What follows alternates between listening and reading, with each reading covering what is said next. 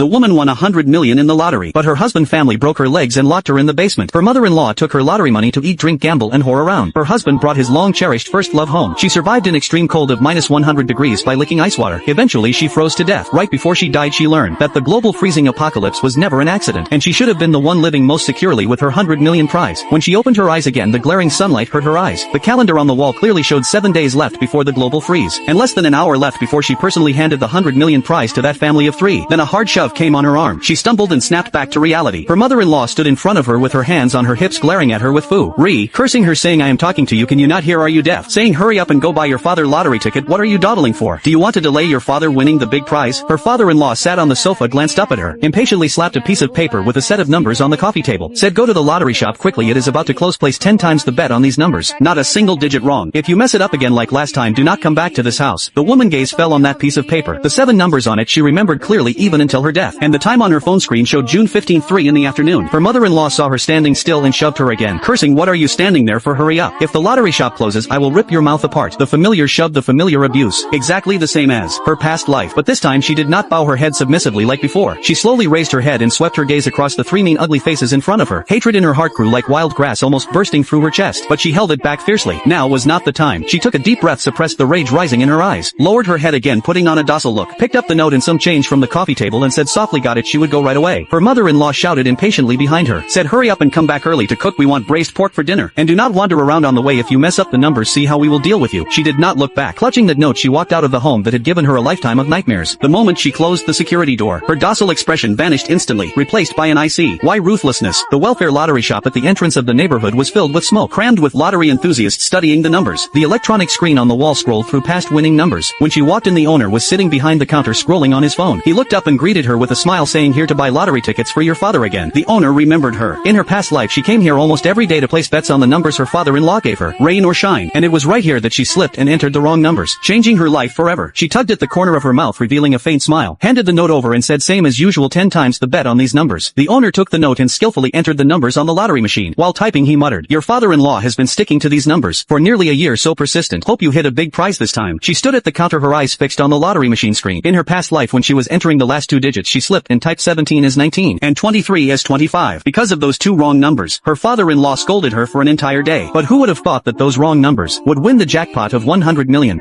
That was a black card of which there are only 3 in the world. He just threw it away like that. The boy in the pink shirt standing in front of me was convinced that I was the top-tier wealthy heir disguised as a commoner. He quickly looked up and asked cautiously, "Hello classmate, my name is Mike, my family runs a hotel business, may I ask who you are?" Mike asked the question everyone present wanted to know. I knew this was the first test for me entering this elite academy. Success would grant me entry into this noble game. Failure would mean utter ruin. I took a deep breath, suppressing my inner tension, and spoke calmly, saying, "Who I am is not something you are qualified to know." Just then the student council members hurried over, stood in front of the aloof young man surrounded by the crowd and said, "You are young Master Gu, right? You are the only one who has registered for freshman orientation, come with me quickly." As soon as the words fell, the crowd erupted in discussion. Someone said his last name is Gu, could he be the young master of the long-retired top-tier Gu family? Someone said, "I heard that young Master Gu just returned to the country this year, I didn't expect him to be brought here." Someone said the school really went all out for this game. The previously arrogant aristocratic girl Emily immediately hid behind the crowd, afraid I would launch fierce retaliation against her. Mike's attitude became even more fawning. He quickly grabbed the suitcase from my hand and said, "Let me carry your luggage for you. How could you do such a trivial thing yourself? Just leave it to me." Mike patted his chest to pledge his loyalty. I pretended to nod indifferently and walked forward without looking sideways. When no one was paying attention, I secretly breathed a sigh of relief. My gaze casually swept over the faces of these aristocratic young masters and ladies. Seeing that everyone had reverent eyes, I knew the identity of the mysterious young master of the Gu family who had just returned to the country was firmly established. It was worth the 3 months of careful preparation, because in this school almost everyone was from wealthy noble families. A single slip could expose my true identity. Only by disguising as a mysterious family with unfathomable depth could I intimidate these people. The identity of the Gu family young master who just returned to the country perfectly helped me avoid the shortcoming of having no friends in the country. After freshman registration, I walked steadily across the campus. Along the way I showed disdain for the luxurious buildings of the elite academy. My expression was calm, as if I was strolling through my own back garden. My aloof and restrained demeanor further convinced everyone that I was the Gu family young master. Their attitude toward me became even more respectful. Soon I stopped in front of a luxurious stand, a lone villa. I pointed ahead and said, "This place looks good, I will stay here." A female student opened her mouth wide in disbelief and exclaimed, "Oh my god, this is where the heirs of the 4 major financial groups live, how dare he?" Mike looked troubled and said, "Young Master Gu, I know a place that is definitely no worse than this, maybe we should choose another one." Ignoring Mike's persuasion, I walked straight into the villa, pointed to one of the bedrooms and said this bedroom looks good. You come here, throw out everything of his, then replace everything with new ones and clean it up. Mike was so scared that cold sweat broke out on his forehead. He said this is the room of David, who has the hottest temper among the 4 financial groups. If he comes back and finds us, both of us will be in trouble. I shot him a cold glance and said, so what, who does he think he is? Suddenly a fervent loyal follower of David immediately turned red-eyed and was about to rush forward to defend him, but his calmer friend stopped him and said, are you crazy? His last name is Gu. Do you want to die? The fervent loyal follower instantly calmed down and could only watch helplessly as David's belongings were thrown out of the building one by one. A loud crash echoed as they hit the open space downstairs, instantly causing a stir. Someone said, is he crazy? Those are David's personal belongings. How could he just throw them away? Upstairs Mike did not hesitate at all, immediately took out his phone and dialed a number, his tone urgent and fawning. He said, hello, bring people over immediately, buy everything in young Master David room according to the exact same specifications, Don, make it better than the original. After hanging up he did not forget to glance down from the second floor, his face eager to please. Soon the room was cleaned up. After I closed the bedroom door I could clearly feel the gaze that had been staring at my back completely disappear. The aloof expression I had maintained for so long instantly faded. My whole body relaxed its guard. I turned and collapsed onto the soft bed in the luxurious villa. I patted my chest and let out a long breath, saying that was close. I finally passed the first level. For this noble game I had prepared thoroughly. I quit all my part-time jobs and used the 100,000 deposit given by the Elite Academy to hire a detective 3 months in advance to investigate all the wealthy families. I recorded everything in detail in a notebook. During the preparation period I memorized the family backgrounds, personalities and temperaments of everyone at the Elite Academy, especially the information on the 4 major financial groups, which I knew like the back of my hand. I even borrowed 1 million from lending platforms. I knew clearly in my heart that once I made this decision, this game allowed nothing but success for me. Otherwise I would live forever under the shadow of being chased by debt collectors. I sat up and took out the photo of me and my mother from my pocket. My eyes turned serious and I swore to myself, this time I would not only succeed in disguising myself after a month to get the huge cash prize, but also completely cross class boundaries and become a true noble. As long as I could gain power, the hardships of the past would not come for me. I would no longer be a bottom level person trampled underfoot. This time I would stand at the top of the pyramid. The next day when school started, I entered the classroom right at the last moment before the bell rang. Dozens of eyes immediately turned to look at me. I put on a dismissive attitude and walked under everyone's scorching gaze to a seat by the window and sat down.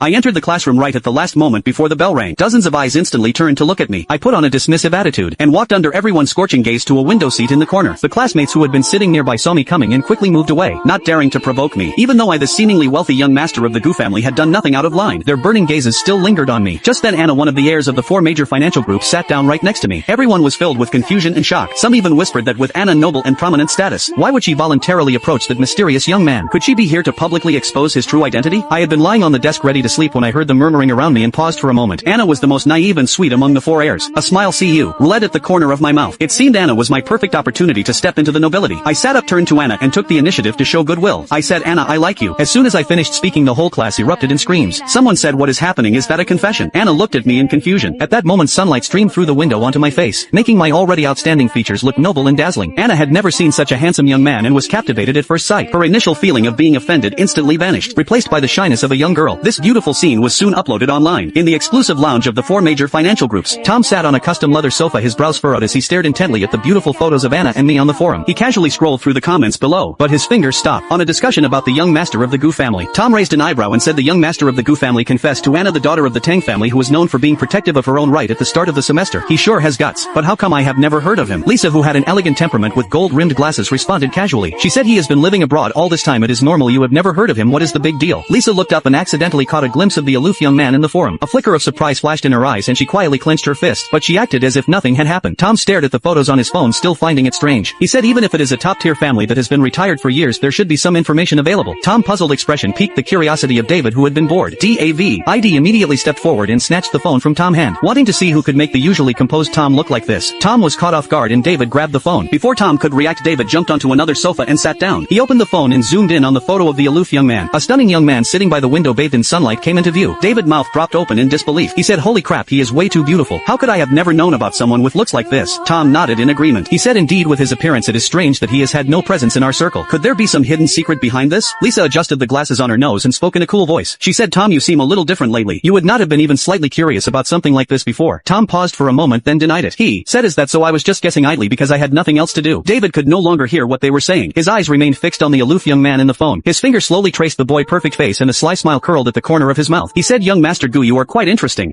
At noon, all the young masters and ladies came to the school cafeteria to eat. I sat in a corner of the restaurant, looked down at the steamed grouper on my tray, and froze. Because this elite school had an unspoken rule. Real nobles only ate the crescent meat from the gill of the fish. So when someone ate the back meat of the fish in big bites, they would immediately be recognized as a child from a poor family. This was the second test for the actors in this noble game. Countless actors had been exposed in this test, and ended up ruined. I had practiced for this test for half a month at home. When I expressionlessly reached my chopsticks toward the crescent meat of the fish, I could clearly feel even the burning stares around me lessen a little. Suddenly Anna came over with her tray, and sat down across from me. She looked at the steamed grouper in front of me and started trying to get close. Gumoy, and you also like fish. What a coincidence, I like fish too. I did not look up, just gave a slight nod to answer Anna's question, although I had already explained that my confession in the classroom earlier was just a joke. Anna surprisingly stuck to me, gesticulating and telling me gossip about the elite school. I relaxed into the casual atmosphere Anna created, gradually let my guard down. My chopsticks reaching for the grouper slipped, and nearly went for the back meat. My heart suddenly jumped. Cold sweat instantly broke out on my face. Although I had practiced hard for half a month before entering this elite school, I had eaten fish back meat for over 10 years. That was a poor person instinct. Anna saw what I was about to do, immediately stopped me. She thought I had just returned to the country, and did not know the rules of this circle. She kindly reminded me not to eat the back meat. You just came back. You might not know. Our school has an unspoken rule. We only eat the crescent meat from the gill of the fish. Otherwise people will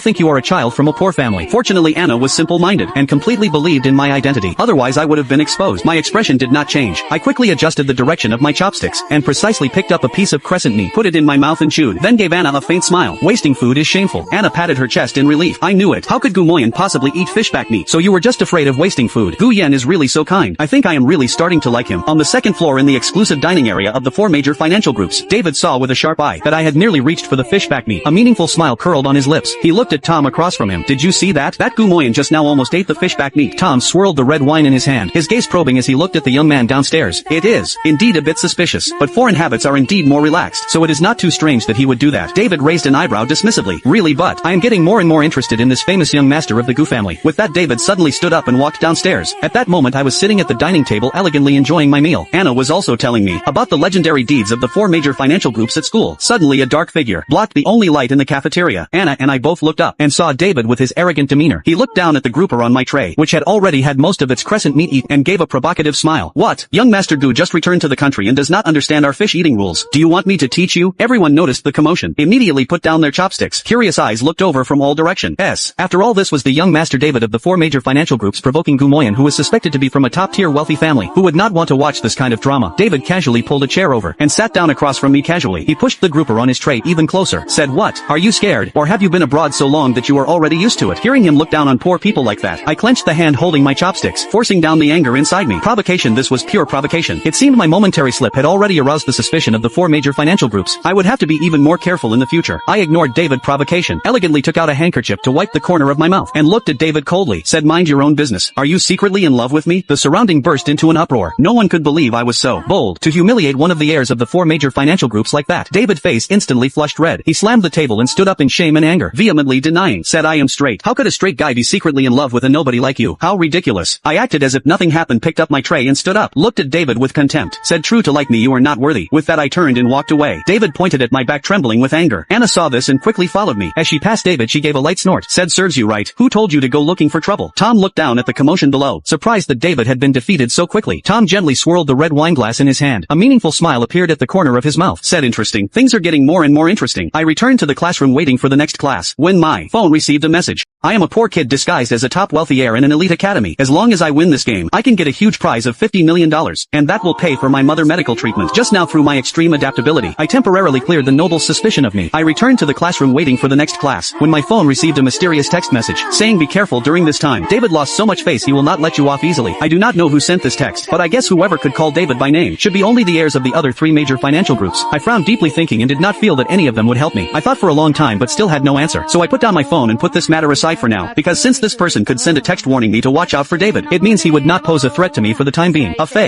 More days passed, and sure enough, just as the text warned, David kept appearing in front of me to make his presence known. Although he did not directly have people corner me, his methods were even more disgusting, putting mice in my desk, putting glue on my chair, or deliberately speaking industry jargon of the nobles in front of me. But these childish tactics not only failed to embarrass me, instead I countered them all in the same way. So during this time, no matter what prank happened, I blamed it on David. Eventually David could not take it anymore and finally stopped bothering me for a few days. Soon half a month passed. The game had entered its critical stage, and I was getting closer to winning the huge prize. During this time my relationship with Emily became closer, and with my identity as the young master of the Gu family, many wealthy nobles came to curry favor with me. My wallet gradually bulged. It seemed like everything was moving in a good direction, but over time flaws always appear. Mike, who had helped me carry my luggage, noticed something off about me, because he saw that I wore the same clothes twice in 1 week. This situation was fatal for young masters and ladies who had grown up in privilege. After one PE class, I suddenly found that my backpack had been rummaged through. Then I looked around in panic, and immediately caught a glimpse of Mike back as he was trying to flee. I instantly became became alert. Although I had long hidden the information I had gathered on the nobles, I knew that someone like Mike, who had been the first to show me goodwill, could also betray me at any time for profit. If he found out that I was just a commoner who could not even afford food, his petty personality would surely make him take crazy revenge on me. During etiquette class, Mike deliberately came up to me, pointing at the limited edition sneakers I had been wearing for 3 days, and Deli berately announced loudly, saying, "Young Master Gu, I have seen you wearing these limited edition sneakers for 3 days now. Why have you not changed them yet? Could it be that the great Gu family does not even have money to buy a pair of shoes?" Everyone's eyes immediately focused on me. Whispers rose one after another. Someone said, "Yeah, I have also seen young Master Gu wearing those shoes several times." Someone said, "Could it be that he is not the young Master Gu at all, but one of those dirty commoners disguised as nobility?" Mike heard the surrounding doubts growing, and could not help but show a smug smile. I saw at a glance that he was doing it on purpose. He was forcing me to show a flaw in front of everyone. I raised an eyebrow casually and then showed a contemptuous expression. Said, "You do not know this. These shoes are deliberately made to look old by a famous international designer. Each pair requires a special craftsmanship. The older they look, the more valuable they are." Mike looked unconvinced, thinking I was just bluffing. Said, "Do not fool yourself. What deliberately made to look old? I have never heard of such a thing. Could it be that you picked up some no-name brand from a street stall to fool people?" Many believed Mike's words, but some discerning classmates exclaimed in surprise, saying, "I know these shoes. They are said to be the final works of Master Kevin, who just returned to the country. Only 3 pairs exist in the world." Everyone showed looks of disbelief, never expecting that shoes could really become more valuable with age. Mike stepped back in shock, saying, "Impossible." I smiled calmly. This was exactly the situation I wanted. Ever since I found out that my backpack had been tampered with that day, I had known that this day would come. To counterattack this time, I had specifically hired a detective to find out where Master Kevin limited edition sneakers ended up, and unexpectedly discovered that one pair was placed in a museum on display. Using the reputation of the top wealthy family I had built at the elite academy, I intimidated the museum director, and finally rented the shoes with the little money I had left. For these 3 days I deliberately wore these shoes in front of Mike, just to make him doubt my identity. I even ordered Mike around to make him lose his patience, and choose to expose me in public, while I could use Mike's false accusation to firmly establish my identity as the young Master Gu. From then on, no one would question how often I wore the same clothes. Everyone would just think they were private custom pieces they could not afford. This approach was killing 2 birds with 1 stone. I grabbed Mike's hand and forced him to the ground, picked up a brick I had prepared and looked at him coldly, asked which hand did the offense. Mike's body instantly stiffened, his face turning purple. He had not expected that I had already discovered his actions. Mike gradually realized that he might have offended a legendary top wealthy family. A chill ran up from the soles of his feet. I did not care what Mike was feeling. Seeing that he did not answer, I mercilessly broke his wrist and then turned and walked away.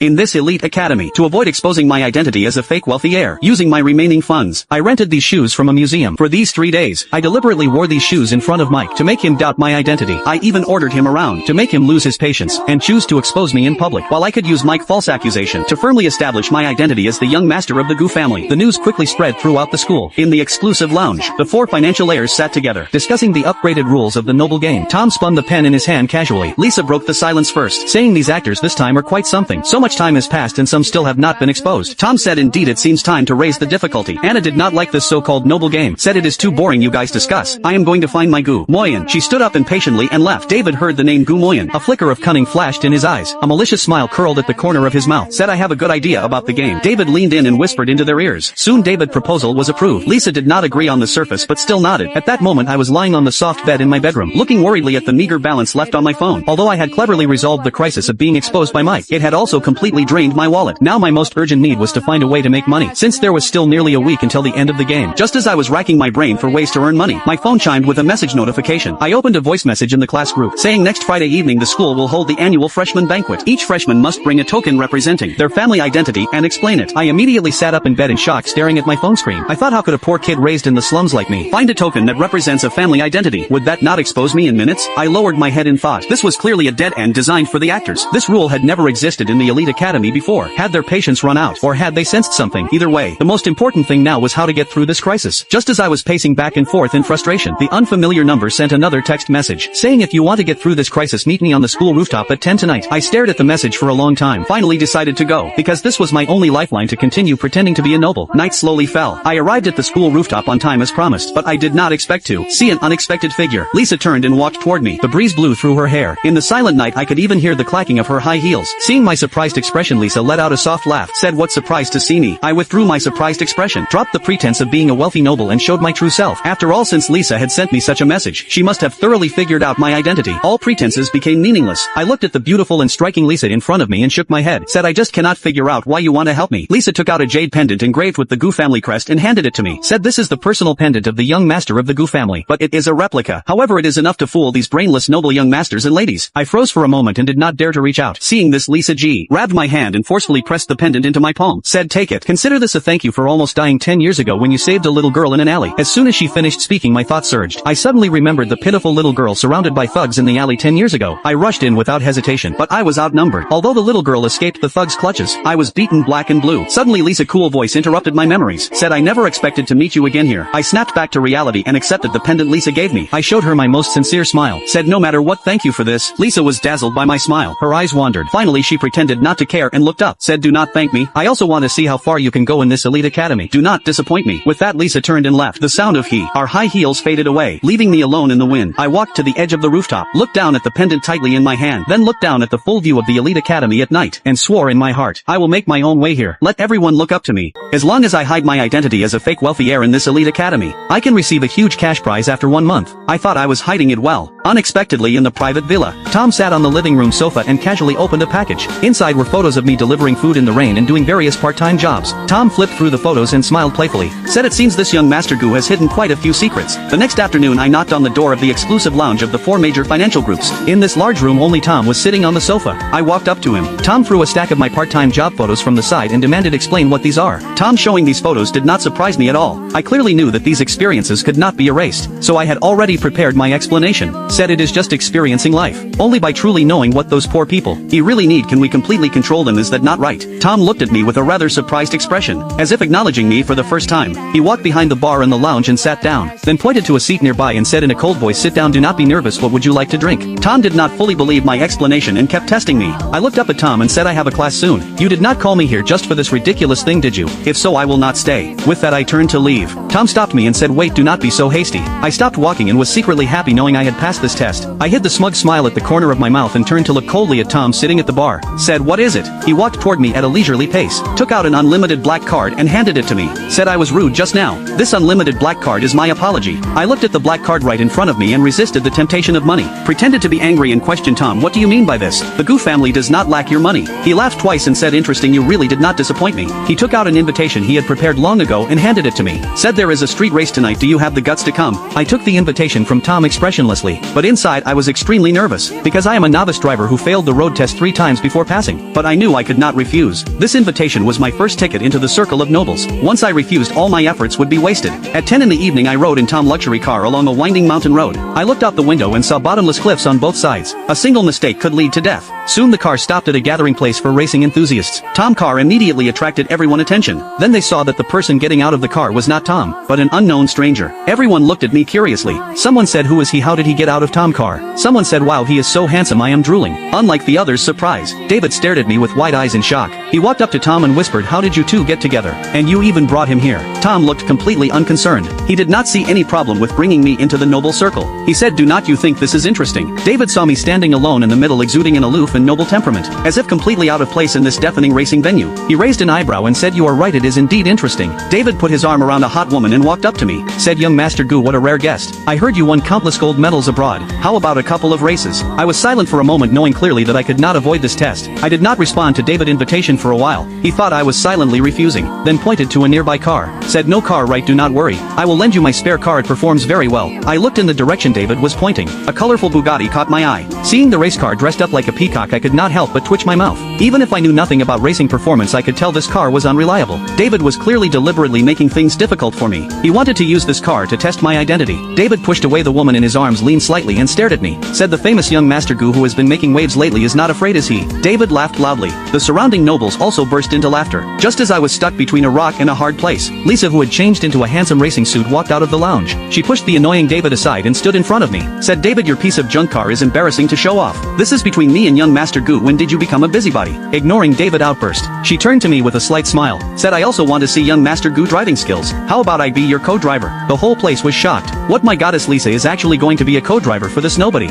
In this game of pretending to be a wealthy heir, there was one person who knew my identity from start to finish, but she did not expose me. Instead, she helped cover for me, because when Emily was cornered by a group of thugs as a child, I rushed in without hesitation to save her. Although I was severely beaten and injured, Emily managed to escape. When I was being cornered by David, the heir of the financial group at the elite academy, Emily appeared. Ignoring everyone's surprised looks, she grabbed me and pulled me into the driver's seat without explanation. Emily fastened her seatbelt. I turned to look at her seriously. Said, are you sure you have thought this through? I just got my driver license not long ago. though. I cannot guarantee your safety completely. She said it is okay, I trust you. I have already installed special modifications on this car. And you have me your beautiful co-driver with you. Hearing her narcissistic words, I could not help but laugh. My tension instantly disappeared. I never expected Emily, who usually acts so aloof, to have this side to her. After all preparations were done, a gunshot sounded. Countless race cars shot forward like rockets. I followed closely behind. The race was intense. At this moment I had to thank my past experience of delivering takeout without being late. Finding faster routes was almost ingrained in my bones. And Emily was an excellent co-driver, always helping me find the most precise racing line through the corners. With our perfect coordination, we quickly overtook other cars, and reached second place. Now there was only 100 meters left to the final turn. David was still far ahead.